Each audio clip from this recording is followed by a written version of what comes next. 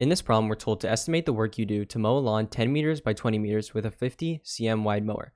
Assume you push with a force of about 15 newtons. So in order to solve this problem, you need to know the equation for work. So work is going to be equal to the force times the distance multiplied by the cosine of theta. So in this case, let's go ahead and write down what we know first. So they tell us we're going to be pushing it with a force of 15 newtons. So we know F is equal to 15 newtons. And so the tricky part of this problem is finding the distance that we're going to have to push it. And so I'm going to try and explain that to you first. So let's go ahead and find the distance. So we know we're going to do a lawn 10 meters by 20 meters. So if you imagine this is the this is our lawn, right?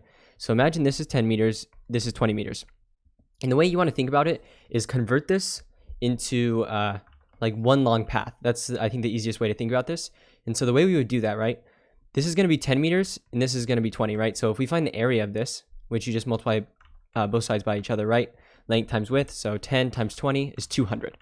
So we know the area of our long strip that we're going to make is 200 meters.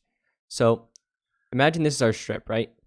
And so we know this, like this is a strip of mowing. And so we know that the lawnmower essentially is going to be 0.5 meters wide, because we know the mower is 50 centimeters wide. So it's 50 centimeters wide, but which is essentially just 0.5 meters. So we're going to be able to mow 0.5 meters, right, at a time, right? Because that's the width of our thing. But we know the total area we're mowing is 200 meters, right? And so we need to find the length, right? This is going to be the distance we have to move it. And so if we want to find that, right, it's going to be length times width. So if we say this is the length and this is the width, right, 0.5 times the length equals 200 meters, right? Because we know this is the area of what it's going to be, right? Because it's 10 meters by 20 meters, but we're just changing it to one long path.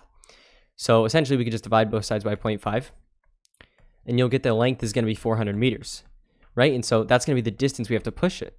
So 400 meters is what we're pushing it because it's going to be 0.5 wide. So hopefully that makes sense. So essentially D is going to be equal to 400 meters.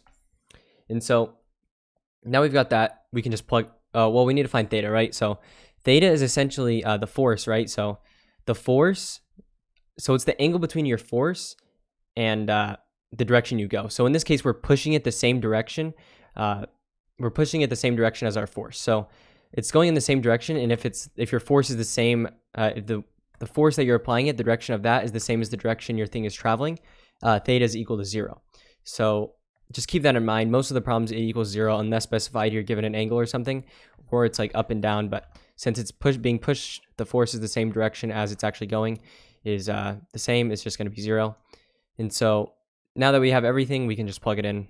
So work equals the force, 15 newtons, times the distance, which we know is 400 meters, multiplied by the cosine of 0. And so we know the cosine of 0 is just 1.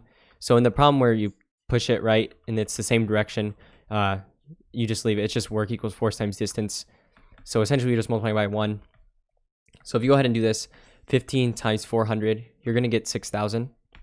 And so keep in mind when you're using newtons and meters, work is measured in joules. So it's going to be 6,000 joules is your answer.